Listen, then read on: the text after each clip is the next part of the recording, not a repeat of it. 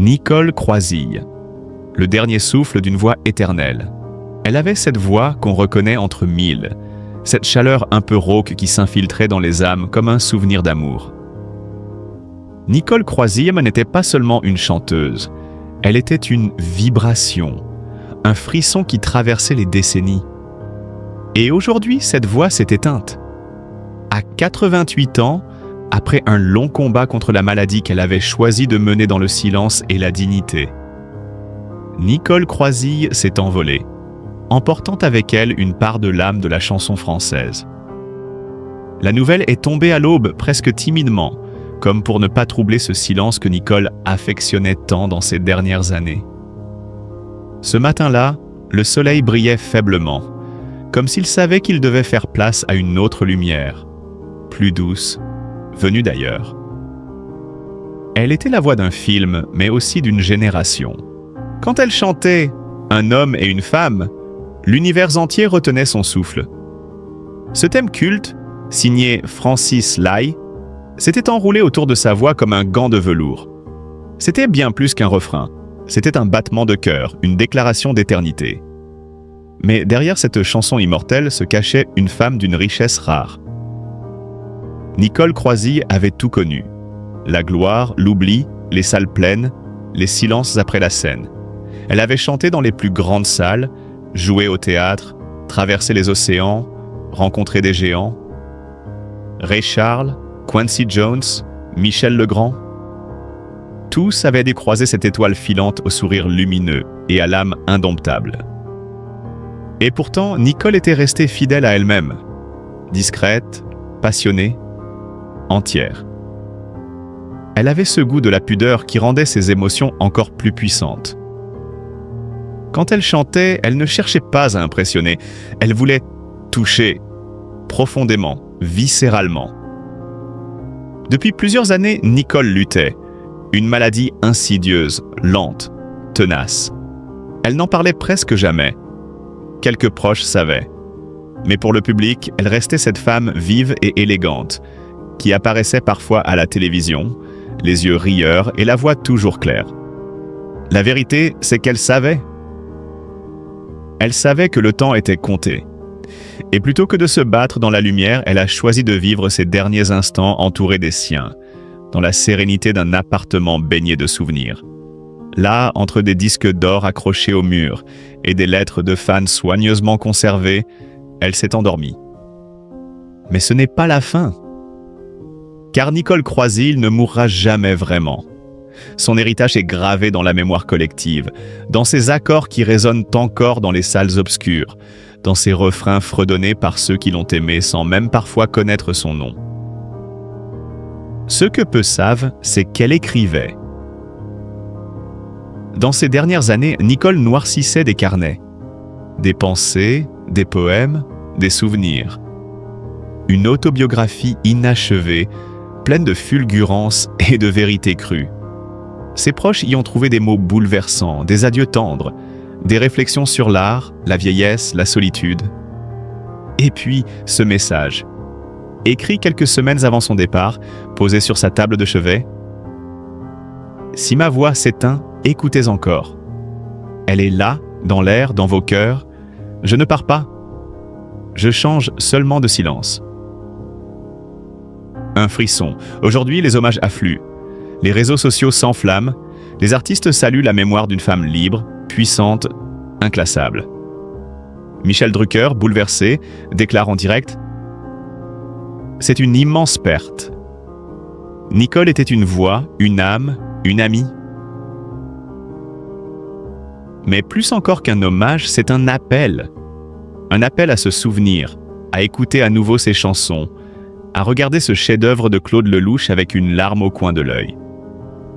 Car dans chaque image de un homme et une femme, dans chaque soupir de musique, Nicole Croisille respire encore. Sa disparition marque la fin d'une époque. Celle des artistes entiers, de ces interprètes qui mettaient leur peau sur chaque mot, qui vivaient la scène comme un don de soi. À l'heure où le superficiel règne, Nicole nous rappelle ce qu'est l'essentiel, la sincérité, la profondeur, l'émotion nue. Dans les jours qui viennent, une cérémonie intime aura lieu, à Paris. Peu de caméras. Nicole n'aurait pas voulu de faste.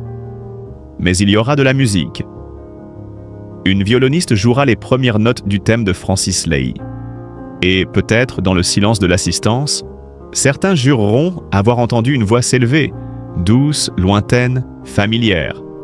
Nicole Croisille n'est pas morte. Elle nous chante encore. Nicole Croisille, le crépuscule d'une étoile intemporelle. Il est des voix qui semblent suspendues hors du temps, traversant les décennies sans la moindre ride, touchant les cœurs par leur pureté et leur intensité.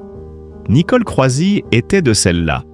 Le mercredi 4 juin, France Télévisions a annoncé au nom de son agent la disparition de cette grande dame de la chanson et du cinéma, emportée à l'âge de 88 ans, après une longue maladie. Une annonce qui laisse comme un vide, un silence dense, presque tangible, là où résonnaient un jadis ces notes cristallines. Une enfance façonnée par l'art. Née en 1936 dans l'élégant écrin de Neuilly-sur-Seine, Nicole grandit dans une famille où l'exigence côtoyait la bienveillance. Très tôt, elle découvre le pouvoir du mouvement et de la musique. À 8 ans, elle intègre la prestigieuse troupe de l'Opéra de Paris comme danseuse. Un exploit qui en dit long sur sa détermination et son talent brut. Chaque levée de rideau, chaque battement de cœur dans cette grande demeure artistique affermissait sa passion. Pourtant, son père, soucieux de la stabilité qu'il souhaitait lui offrir, voyait d'un œil sceptique ses rêves de scène. La rébellion d'une âme libre. À l'adolescence, Nicole choisit de suivre son propre chemin. Elle rejoint la Comédie Française, abandonne peu à peu le tutu pour le texte, se confronte à la densité du verbe et à la magie de l'instant théâtral. Mais c'est la musique qui, inéluctablement, la happera. Son timbre unique, capable de mêler douceur et puissance, trouve alors sa véritable demeure. Dans les coulisses, on la voit souvent, carnet à la main, notant les mélodies qui lui viennent comme autant de confidences. Le triomphe de « Un homme et une femme », 1966, marque un tournant décisif. Claude Lelouch, jeune cinéaste déjà audacieux, lui propose de porter en duo le thème de son dernier film, Un homme et une femme. Aux côtés de Pierre Barou, Nicole donne vie à une mélodie devenue légendaire. Ce chant d'amour subtilement orchestré par Francis Lai traverse l'Atlantique et s'implante dans la mémoire collective. C'est le tout premier album en langue française à obtenir un disque d'or aux États-Unis. Un exploit rarissime à cette époque. Dans les salles obscures, les spectateurs retiennent leur souffle à chaque note, sensibles à cette alchimie rare entre vision cinématographique et intensité vocale. Derrière le micro, Nicole, vêtue d'une simplicité presque déconcertante, ferme les yeux et laisse filer les mots, comme pour mieux les habiter. Collaboration fidèle avec Claude Lelouch. Fidèle à son désir d'explorer sans cesse de nouveaux territoires, Nicole Croisille accompagne Claude Lelouch sur plusieurs autres bandes originales. Vivre pour vivre, 1967, Les uns et les autres. 1981, Itinéraire d'un enfant gâté, 1988. Chaque collaboration révèle une facette différente de son talent. Parfois dramatique, parfois légère, mais toujours empreinte d'une profondeur émotionnelle inégalée. Une carrière protéiforme et exigeante. Au-delà du cinéma, Nicole multiplie les expériences. Albums de chansons françaises, concerts de jazz aux États-Unis, spectacles de comédie musicale à Londres, tournées en Asie. Elle chante Piaf, interprète des standards du Great American Songbook, se frotte au rythme du gospel. À chaque fois, elle impose son style, cette élégance sobre, cet art de l'interprétation où chaque mot, chaque respiration compte. Plus qu'une carrière, c'est une quête d'authenticité qui guide chacune de ses apparitions. Elle refusera souvent les compromis, préférant décliner les offres qui ne résonnent pas avec sa sensibilité. Je chante pour raconter la vie, non pour remplir des cases marketing, aimait-elle dire d'un ton ferme et bienveillant. Une mentorat discret, un regard bienveillant. Dans les coulisses des plateaux de télévision ou des halles de concert, les jeunes artistes la cherchent du regard. Certains obtiennent quelques mots d'encouragement, un conseil réservé, toujours empreint de délicatesse. Sois honnête avec ta voix et avec ton public. Le reste suivra. Nombre d'entre eux attestent encore aujourd'hui de la force tranquille et du professionnalisme sans fard de cette femme qui, jusqu'au bout, aura porté haut l'exigence de son art. Les souvenirs et l'héritage. Lorsque les lumières s'éteignent enfin, c'est une carrière longue d'une 60aine d'années qui s'achève. Des milliers de disques vendus, des centaines de rôles, des publics conquis sur tous les continents. Mais au-delà des chiffres, ce sont les moments d'émotion pure qui resteront gravés. Le frisson d'un duo en studio, la tension palpable avant le lever de rideau, les larmes discrètes d'un spectateur ému. Aujourd'hui, les archives regorgent de captations rares. Un fragment de concert à New York, une interview radiophonique où elle évoque son enfance de danseuse, un enregistrement pirate d'un duo improvisé avec un jeune trompettiste de jazz. Chaque document nous rappelle combien Nicole Croisille savait insuffler du sens, de la poésie, du mystère dans chacun de ses choix artistiques. Un silence vibrant d'amour. Sa disparition nous confronte à la fragilité de l'existence, à la nécessité de préserver ses voix uniques tant qu'elles chantent. Mais elle nous rappelle aussi que la véritable immortalité naît des œuvres que l'on laisse derrière soi. Tant qu'un homme et une femme résonnera dans les salles, tant que ses albums tourneront sur les platines, tant que ses films seront projetés, Nicole Croisille continuera de vivre, de vibrer, de nous émouvoir.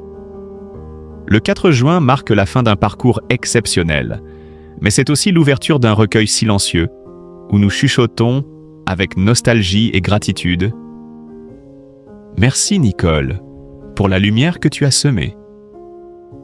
Nicole Croisille, l'élégance d'une vie offerte à la scène. Il y a des artistes qui traversent les décennies sans jamais perdre leur éclat. Des femmes de scène, de voix, de cœur, qui laissent dans leur sillage une empreinte indélébile.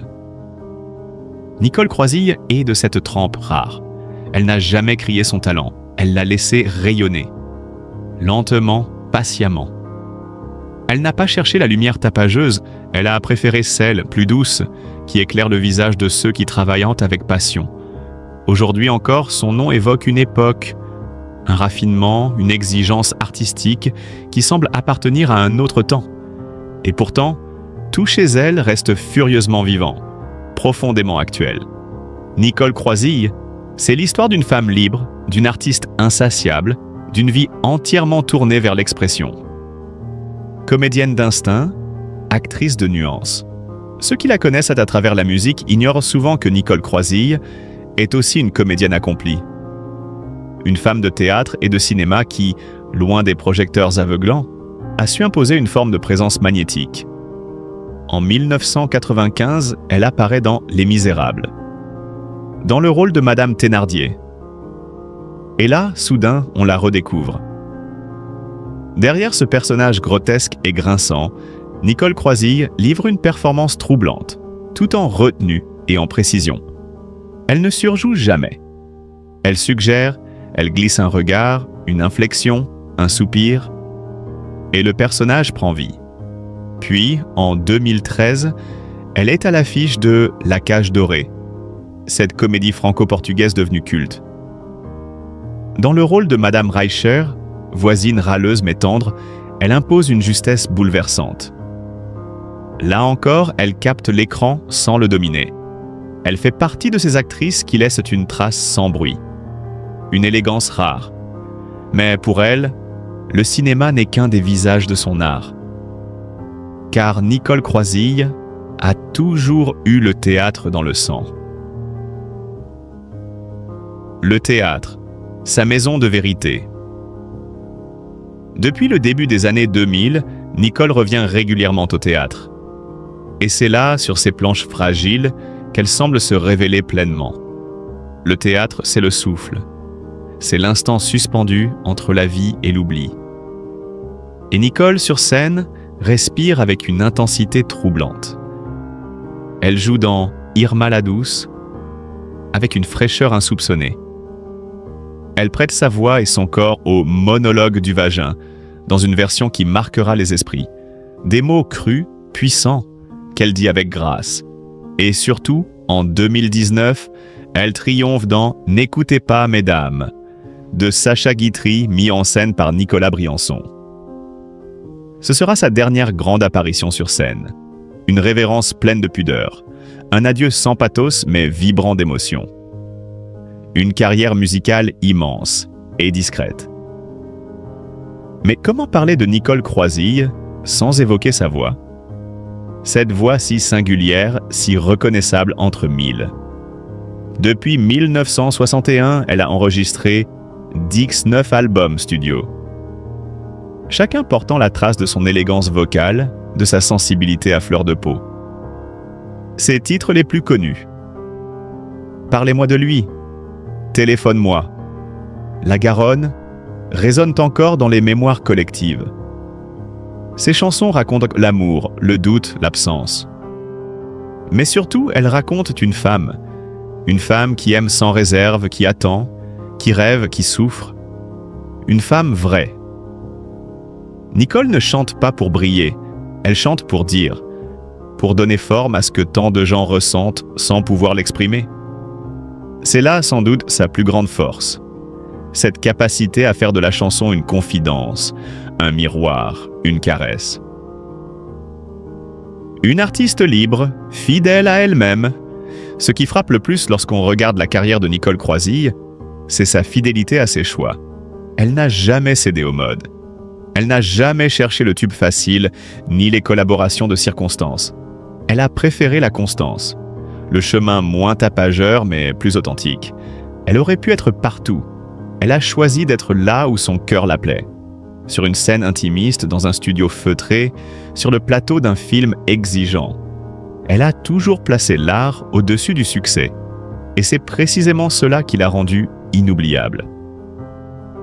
Le silence comme élégance, la discrétion comme signature.